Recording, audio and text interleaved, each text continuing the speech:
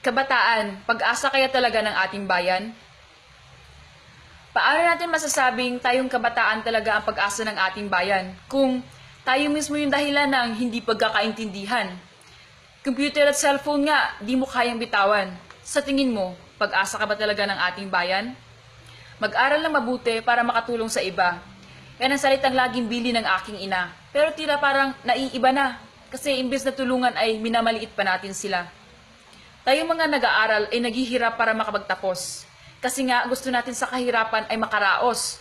Dahil ayaw natin na palagi na lang kapos, kasi may mga bagay tayong gustong bilhin katulad ng magagarang sapatos. Pero sa panahon ngayon, iba na talaga. Mga kabataan makikita mo nagdi-date na sa plaza.